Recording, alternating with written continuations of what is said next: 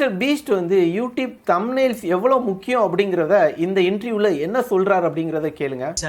Probably spend around $5,000 to $10,000 a thumbnail. Just making sure you get the right image and it's good. Because like the thumbnail makes a difference between 50 million views or 200 million. $5,000 $10,000 கிட்டத்தட்ட வந்து 4 லட்சத்திலிருந்து 8 லட்சம் ரூபா வரைக்குமே ஒரு YouTube வீடியோவுக்கு வந்து thumbnail generate பண்ணுறதுக்கு செலவு பண்ணுறாரு.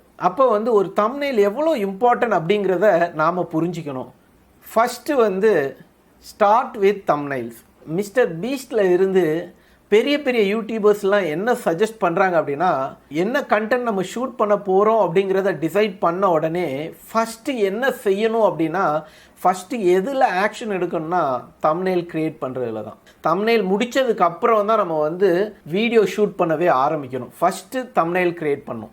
செகண்ட், இந்த தம்ப்நெயில் வந்து எதை பேஸ் பண்ணி க்ரியேட் பண்ணணும்னா, இப்போ நம்ம ஒரு வீடியோ க்ரியேட் பண்ணுறதுக்கு ஒரு ஐடியா வச்சுருப்போம். அந்த ஐடியா வந்து ஏதோ ஒரு ரிசல்ட் கொடுக்க போகுது.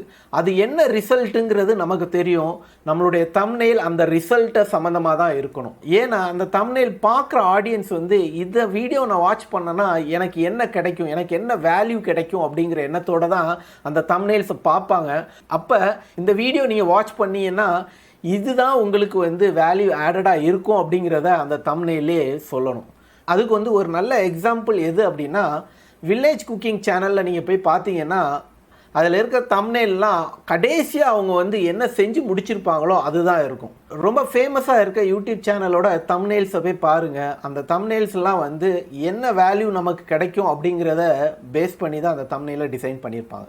நாலாவது, அந்த கண்டென்ட்டுக்காகவே ஃபோட்டோ ஷூட் எடுங்க. எந்த வீடியோ நீங்கள் எடுக்க போகிறீங்களோ அந்த வீடியோவில் நீங்கள் என்ன சொல்ல போகிறீங்களோ அதுக்கு கேட்சியாக ஒரு ஃபோட்டோ எடுத்துகிட்டு அந்த தம்ப்நெயிலில் ஆட் பண்ணணும். ஏற்கனவே எடுத்து வச்ச ஃபோட்டோவை நம்ம தம்ப்நெயிலில் கொண்டு வந்து சேர்க்காதீங்க, அது செயற்கையாக இருக்கும். அந்த வீடியோவுக்கு ஏற்ற மாதிரியான ஃபோட்டோ ஷூட் எடுங்க, அதை வந்து தம்ப்நெயிலில் ஆட் பண்ணுங்கள். அஞ்சாவது, உங்கள் ஃபோட்டோவை நீங்கள் ஆட் பண்ணுங்கள். நல்ல கிளாரிட்டியான ஒரு ஃபோட்டோ எடுத்துகிட்டு ஆட் பண்ணுங்கள். அந்த ஃபோட்டோ வந்து தான் உங்களுடைய பிராண்டை நீங்கள் க்ரியேட் பண்ணுறீங்கன்னு அர்த்தம். அதிகமாக கிளாரிட்டியாக இருக்கக்கூடிய ஃபோட்டோவை வந்து உங்களுடைய தம்ப்நெயிலில் ஆட் பண்ணுங்கள். அதனால உங்களுக்கு ஒரு பிராண்டை நீங்கள் க்ரியேட் பண்ணுவீங்க. ஆறாவது வந்து, நீங்கள் எடுக்கிற வீடியோவில் இன்ட்ரெஸ்டிங்கான பார்ட் எது, ஏதோ ஒரு விஷயத்தை நீங்கள் சொல்கிறீங்கல்ல, அந்த விஷயத்தில் எது இன்ட்ரெஸ்டிங்காக இருக்கோ அந்த பர்டிகுலர் பார்ட்டை வந்து நீங்கள் தம்ப்நெயிலில் ரொம்ப பெருசாக ஃபோக்கஸ்டாக வைங்க. பார்த்த உடனே அது வந்து எல்லாருக்குமே இன்ட்ரெஸ்டிங்காக இருக்கணும். ஏழாவது வந்து, நீங்கள் ஃபோட்டோ ஷூட் எடுக்கும்போது உங்களுடைய பேக்ரவுண்ட் என்ன இருக்குங்கிறத செக் பண்ணுங்கள். மேக்ஸிமம் பேக்ரவுண்டை வந்து பிளர் பண்ணிடுங்க. ஏன்னா உங்களுடைய பேக்ரவுண்ட் வந்து ரொம்ப அட்ராக்டிவாக இருந்துச்சுன்னா நீங்கள் அதில் தெரிய மாட்டீங்க. அதனால் தம்ப்நெயிலில் எந்த ஃபோட்டோ போட்டாலும் மேக்ஸிமம் பேக்ரவுண்டை வந்து பிளர் பண்ணுங்கள். நீங்கள் மொபைலில் ஃபோட்டோ எடுத்தீங்கன்னா போர்ட்ரேட் மோடில் போட்டு நீங்கள் எடுத்தீங்கன்னா ஆட்டோமேட்டிக்காக பேக்ரவுண்ட் எல்லாமே பிளர் ஆயிரும். அப்படி தான் நான் எடுத்துகிட்ருக்கேன். எட்டாவது வந்து டெக்ஸ்ட். இப்போ தம்ப்நெயிலில் நீங்கள் ஏதாவது ஒரு டெக்ஸ்ட் வைக்க போகிறீங்க அப்படின்னா அந்த டெக்ஸ்ட் வந்து ரொம்ப பெருசாக வைக்காதீங்க. அது வந்து டைட்டில் நினச்சிக்கிட்டு இதை படிச்சுக்கிட்டு எல்லாரும் வந்து பார்ப்பாங்க அப்படிங்கிற எண்ணத்தோடு நம்ம வைப்போம். இனிஷியலாக நானுமே இந்த தப்பு பண்ணிகிட்டு இருந்தேன். அந்த டைட்டிலை வந்து ரொம்ப நீளமாக வச்சா அதை ரீட் பண்ணுறவங்களுக்கு அந்த டைட்டிலை வந்து ஃபுல்லாக ரீட் பண்ணும், ரொம்ப நேரம் டைம் ஸ்பெண்ட் பண்ணும். ஆனால் ஆக்சுவலாக ஒரு வீடியோவை செலக்ட் பண்ணுறதுக்கு வியூவருக்கு அதிக நேரம் கொடுக்கக்கூடாது. அவருக்கு அதிக நேரம் நம்ம வந்து அந்த டைட்டிலை ரீட் பண்ணுற மாதிரி இருந்தால் அவங்க நம்ம வீடியோவை ஸ்கிப் பண்ணிடுவாங்க. அதனால தம்ப்நெயிலில் நீங்கள் ஏதாவது வந்து டெக்ஸ்ட் எழுதுறீங்க அப்படின்னா மேக்ஸிமம் 4 வேர்டு மட்டும்தான் இருக்கிற மாதிரி பார்த்துக்குங்க. 3 இல்லை 2 இருந்துச்சுன்னா ரொம்ப நல்லது. ஈஸியாக படிச்சுக்கிட்டு உடனே அதை வந்து என்னதுங்கிறது அவங்களுக்கு தெரியும். உடனே கிளிக் பண்ணிவிட்டு அந்த வீடியோ வாட்ச் பண்ண ஆரம்பிப்பாங்க. 9வது வந்து ஃபாண்ட் வந்து ரொம்ப சின்னதாகவும் மெல்லிஸாகவும் இருக்கிற மாதிரி வைக்காதீங்க. போல்டாக ஈஸியாக கேட்சியாக இருக்கிற மாதிரி பாருங்கள். அவங்களுக்கு பார்த்தோன்னே பிடிக்கிற மாதிரி இருக்கணும். அதே மாதிரி வந்து ஃபாண்ட் வந்து நீங்கள் பிரிண்ட் மீடியாவுக்கு வந்து ஃபாண்ட் நிறையா இருக்குது. அதாவது இப்போ பேப்பரோ புக்குக்கோ ஏற்ற மாதிரி ஃபாண்ட்ஸ் நிறையா இருக்குது. அதே மாதிரி ஸ்க்ரீனுக்கு ஏற்ற ஃபாண்ட்ஸ்லாம் இருக்குது. அதில் எந்த ஃபாண்ட்ஸ் உங்களுக்கு பிடிச்சிருக்கோ அதை வந்து கன்சிஸ்டண்ட்டாக யூஸ் பண்ணுங்கள். உங்களுடைய பிராண்டில் உங்களுடைய ஃபாண்ட்டுமே சேரும். 10வது வந்து கலர்.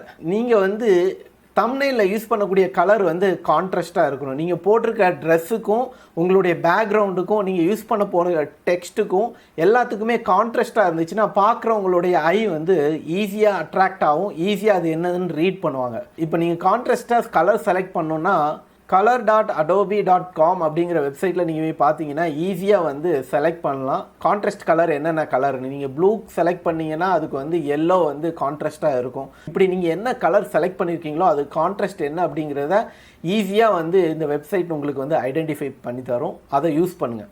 11வது, நம்ம பேசிக்காக நம்முடைய கண்ணை வந்து எப்படி ட்ரெயின் பண்ணி வச்சுருக்கோம்னா, எதை ரீட் பண்ணாலும் லெஃப்டில் இருந்து ரைட்டு ரீட் பண்ணுறதுக்கு ட்ரெயின் பண்ணியிருக்கோம். நம்மளுடைய தம்ப்நெயில் டிசைன் பண்ணும்போது நீங்கள் எது வந்து பார்க்குறவங்களுக்கு வந்து ஈஸியாக கேட்சியாக இருக்கணும்னு நினைக்கிறீங்களோ, எது அவங்கள வந்து இன்ட்ரெஸ்ட் தூண்டணும் அப்படின்னு நினைக்கிறீங்களோ அந்த பார்ட்டை வந்து லெஃப்டில் வைங்க. ஒருவேளை நீங்கள் வந்து ஒரு குக்கிங் சேனல் செய்கிறீங்கன்னா அதோட அவுட்புட் என்ன அப்படிங்கிறதோ அதை வந்து லெஃப்ட் சைடில் வைங்க. இல்லை நீங்கள் ஒரு டெக்ஸ்ட் வைக்கிறீங்க அப்படின்னா அந்த டெக்ஸ்ட்டையும் வந்து லெஃப்ட்லேருந்து ரைட் வைக்கிற மாதிரி வைங்க. ஏன்னா ரைட்டில் போய் ரீட் பண்ணுறது வந்து நம்ம பழக்கப்படலை. இது வந்து ஹியூமன் சைக்காலஜி. நம்ம நார்மலாக வந்து ஒரு புக்லேயோ எதை ரீட் பண்ணாலும் லெஃப்ட்லேருந்து ரைட்டு தான் வருவோம். அதனால் எது வந்து ஈஸியாக ஃபோக்கஸ்டாக இருக்கணும், எது ஈஸியாக அவங்களுக்கு தெரியும்னு நினைக்கிறீங்களோ அதை லெஃப்டில் வைங்க. ஈஸியாக வந்து அது அவங்களுக்கு கேட்சியாக இருக்கும். 12வது, நீங்கள் பண்ணி வச்சுருக்க அந்த தம்ப்நெயிலை வந்து பாருங்கள். எம்டி ஸ்பேஸ் நிறையா கொடுத்துருக்கோமா, நிறைய இடத்துல வந்து ஸ்பேஸை வீணாக்கியிருக்கோமா அப்படிங்கிறத பாருங்கள். நிறைய எம்டி ஸ்பேஸ் இருந்துச்சுன்னா சின்ன சின்னதாக ஆட் பண்ணாதீங்க. ஏற்கனவே வச்சிருக்கிறத என்லார்ஜ் பண்ண பாருங்கள். ஈஸியாக வந்து வியூவர்ஸ்க்கு வந்து பளிச்சுன்னு தெரியும். எம்டி ஸ்பேஸோ கேப்போ நிறையா விடாதீங்க. ஏன்னா தம்ப்நெயில் வந்து ரொம்ப சின்னது தான். அதுலேயே நம்ம வந்து கேப் விட்டோம்னா கொடுத்துருக்க ஸ்பேஸை வந்து வேஸ்ட் பண்ணுறோன்னு அர்த்தம். 13வது, டெல் அ ஸ்டோரி. வெறும் ஃபோட்டோலேயே வந்து ஸ்டோரியை சொல்கிற மாதிரி நிறைய யூடியூப் சேனலில் வந்து நீங்கள் தம்ப்நெயில் பார்த்துருப்பீங்க. வெறும் அந்த தம்ப்நெயில் மட்டுமே அந்த வீடியோக்குள்ளே என்ன இருக்குங்கிறத கிளியராக சொல்லிடும். அதில் வந்து எந்த டெக்ஸ்ட்டும் இருக்காது. அந்த இமேஜ் மட்டுமே கிளியராக சொல்லும். அந்த வீடியோ வந்து நம்ம கண்டிப்பாக பார்க்கணும் அப்படிங்கிற க்யூரியாசிட்டியை நமக்கு தூண்டும்.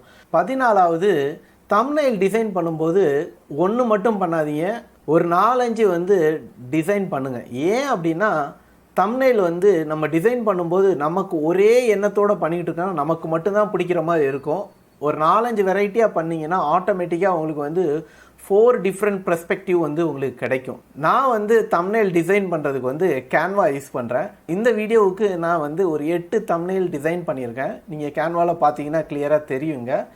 ஸோ ஒவ்வொன்றும் ஒவ்வொரு மாதிரி எனக்கு எப்படி பிடிச்சிருக்கோ, எப்படி பண்ணலாம் அப்படிங்கிறத ஒவ்வொன்றையும் நான் திங்க் பண்ணி பண்ணியிருக்கேன்.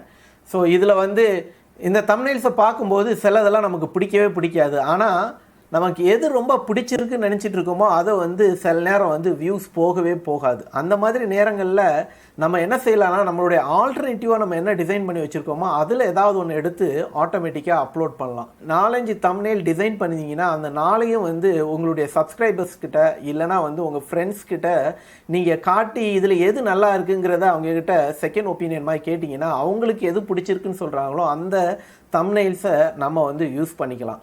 ஒன்று நல்லா போகலன்னா ஆட்டோமேட்டிக்காக அடுத்த தம்ப்நெயில்ஸை நம்ம மாற்றுறதுக்கு ரொம்ப யூஸ்ஃபுல்லாக இருக்கும்.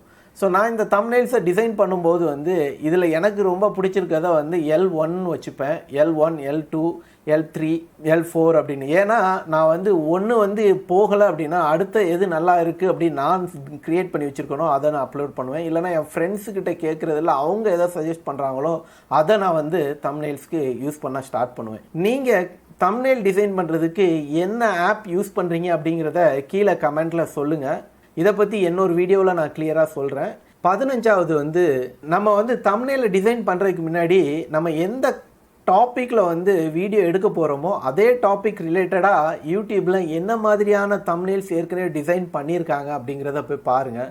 நம்ம இப்போ வந்து தம்ப்நெயில்ஸ் ரிலேட்டடாக வீடியோ எடுக்க போகிறோம் அப்படிங்கிறனால தம்ப்நெயில்ஸை வந்து சர்ச்சில் கிளிக் பண்ணிவிட்டு இப்போ ஃபில்டர்ஸில் வந்து வியூஸ் கவுண்ட் அதிகமாக போனது எதுக்கு அப்படிங்கிறத ஃபில்டர் பண்ணனா ஆட்டோமேட்டிக்காக நமக்கு வந்து ரிசல்ட் வரும்.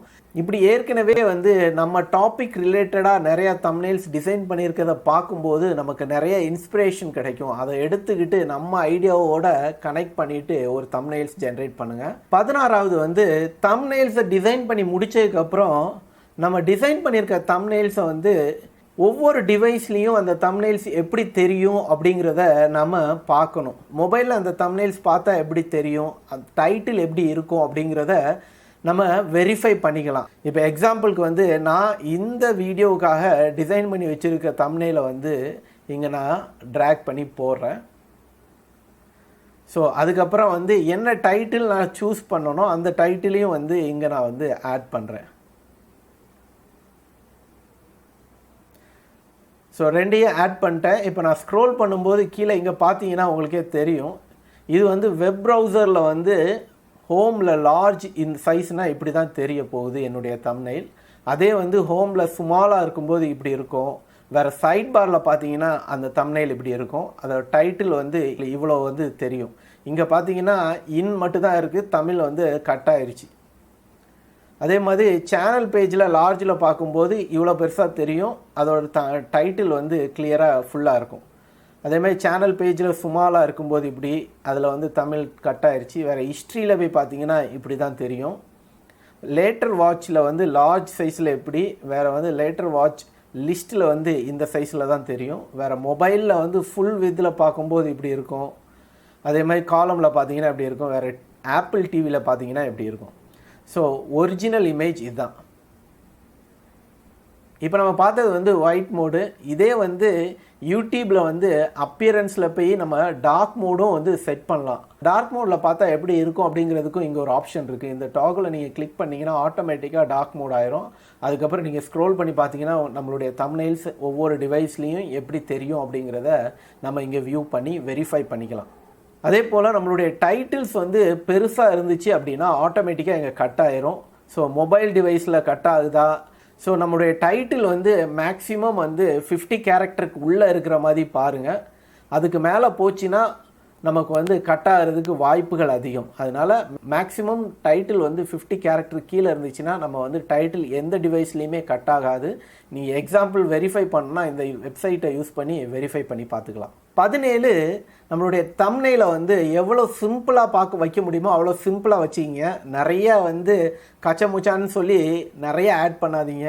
ரொம்ப சிம்பிளாக ரொம்ப ஈஸியாக பார்த்தா வந்து பிடிக்கிற மாதிரி எவ்வளோ சிம்பிளாக டிசைன் பண்ண முடியுமோ அவ்வளோ சிம்பிளாக டிசைன் பண்ணுங்கள். 18வது, தயவு செஞ்சு யூடியூப் வந்து டிஃபால்ட்டாக ஒரு தம்ப்நெயில் வந்து சஜஸ்ட் பண்ணும் நம்ம வீடியோ அப்லோட் பண்ண உடனே. அதை வந்து எந்த ஒரு ரீசனுக்காகவும் ஆட் பண்ணாதீங்க.